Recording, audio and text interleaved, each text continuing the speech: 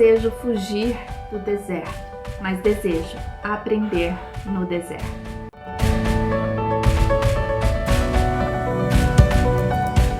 Seja bem-vindo em mais um devocional Palavra que Transforma. Estamos hoje na 7ª reflexão e última desta série Florescer no Deserto. Aprendemos com Jeremias no capítulo 29 sobre como Deus deseja que passemos no deserto. O deserto todas nós viveremos em algum momento da nossa vida. Mas o Senhor diz que neste deserto nós florescemos. Florescemos quando? Quando obedecemos às instruções, os ensinamentos de Deus. Por que precisamos obedecer? Porque o Senhor tem pensamentos de paz sobre a nossa vida. É Ele quem sabe o que nós precisamos. Nós passamos pelo deserto na certeza de que Deus faz algo para nos socorrer e para estar conosco, e durante esse tempo Ele nos ensina. Ele diz que nós precisamos saber que Ele está no controle, que nós frutificamos no deserto, porque nossa vida continua, ela não pode ser paralisada. Ele diz que no deserto precisamos orar pelos nossos inimigos, orar por aqueles que foram instrumentos para passarmos pelo deserto. E ele diz que precisamos dar ouvido à voz do Pai, aquilo que está no alto, porque Ele é quem sabe os pensamentos que tem sobre nós. Se desejarmos somente ouvir aquilo que traz um conforto momentâneo para nós, poderemos não viver os pensamentos maravilhosos que Deus tem sobre a nossa vida, sobre a nossa caminhada. E neste último dia, o Senhor nos faz um alerta.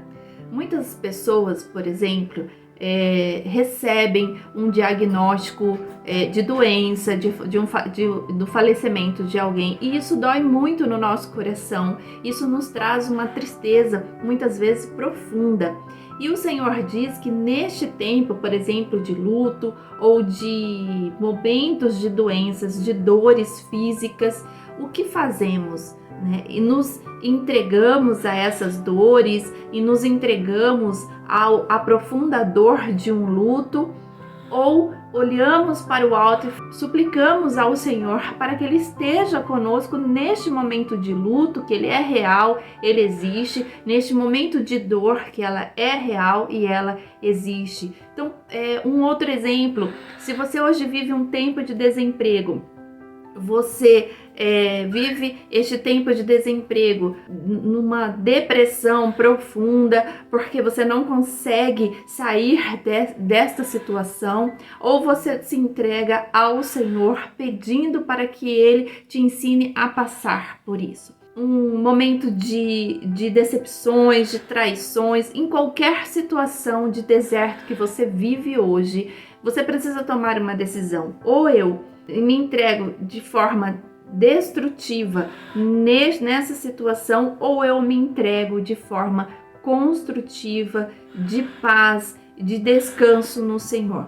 Essas são decisões que você precisa tomar no meio do deserto. Quando você começa a entender que um deserto chegou.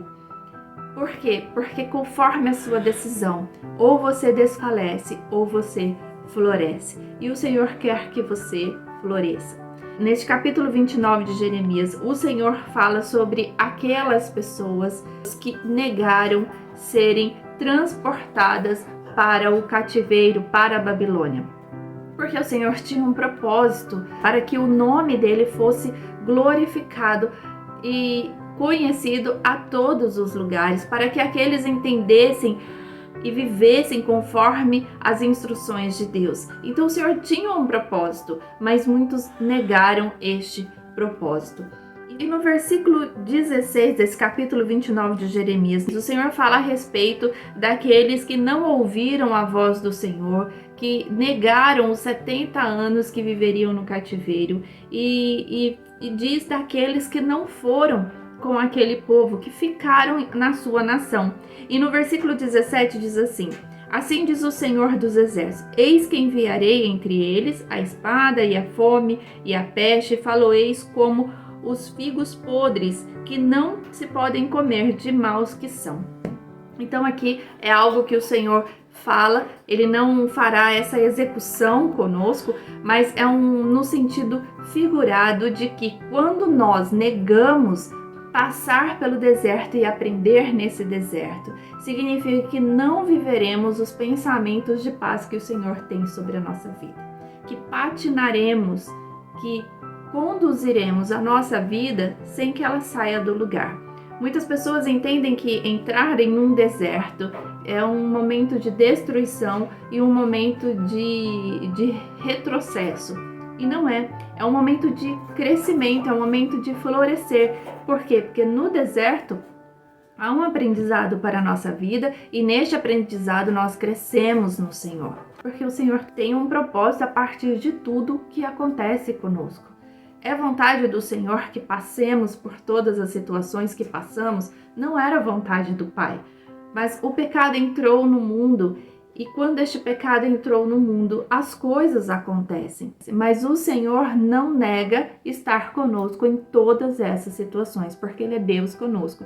E o Senhor é um Deus soberano. Então, nessas situações, Ele opera a vontade dEle. E por que aconteceria essas coisas com este povo que negaram ir para o cativeiro babilônico? Porquanto não deram ouvidos às minhas palavras, diz o Senhor, enviando-lhes eu os meus servos, os profetas, madrugando e enviando, mas vós não escutais, diz o Senhor. Então, quando nós não escutamos a voz do Senhor, quando negamos a voz do Senhor, nós não florescemos. Mas você pode dizer, mas eu vivo uma vida tão boa, uma vida tão tranquila, com tantas coisas ao meu redor, eu tenho tudo em paz, eu tenho tudo tranquilo. Aqueles que me magoaram, eu tiro da minha vida, nem oro por eles, eu nem quero mais saber deles.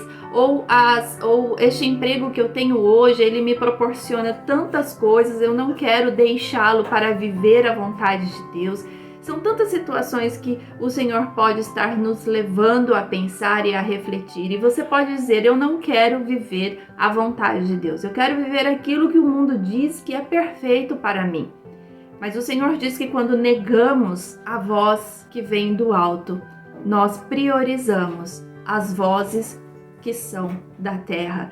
E já refletimos na parte 5 que o nosso olhar tem que ser um olhar para o alto. Nós precisamos dar prioridade àquilo que Deus fala conosco, porque senão nós não viveremos do bom fruto que o Senhor quer nos proporcionar. Que você não negue. Se hoje você vive um luto, que é o seu deserto, viva o luto, clamando ao Pai, pedindo a Ele o socorro, pedindo ao Senhor, Senhor, me ajude nessa situação. Porque o luto dói. Se você vive hoje uma doença que é o seu deserto, não se entregue e diz está tudo acabado. Não, viva este deserto conforme aquilo que Deus tem falado ao seu coração. Se hoje o seu deserto seria entregar tudo o que você tem, que você considere bom para a sua vida, e o Senhor está te pedindo, o Senhor está falando, entrega para mim, porque você viverá um tempo diferente, mas depois eu te retorno para este nível que você considera tão bom. Se entregue a essa vontade, não negue entregar as suas prioridades no altar do Senhor.